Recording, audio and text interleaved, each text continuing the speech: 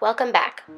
In this last section, we'll cover using Whitespace, using animation with a purpose, and using the medium to enhance and not detract from your message.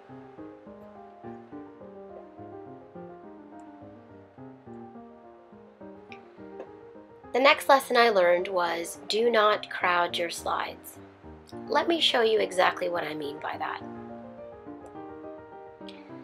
This was a series of lecture notes I used to discuss how The Lord of the Rings fits in with not only Joseph Campbell's hero cycle, but also Freytag's modified triangle of story structure.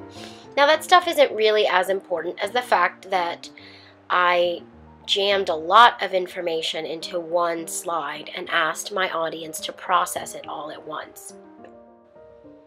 Instead, I learned to provide visual breathing room by using Whitespace. I had to learn that empty space and white space on a slide was actually my friend and wasn't necessarily a failing of design.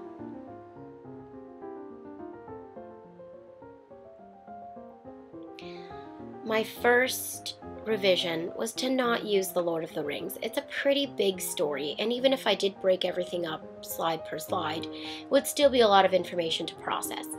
Star Wars, on the other hand, is much more manageable, especially if you can find a neat little visualization like I did here, which tells the story in pictures.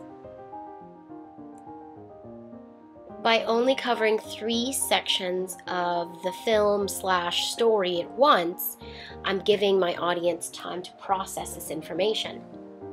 I could go one step further and actually use progressive disclosure, which we'll talk about in just a moment, to reveal one element at a time. Let's move on to using animation with a purpose.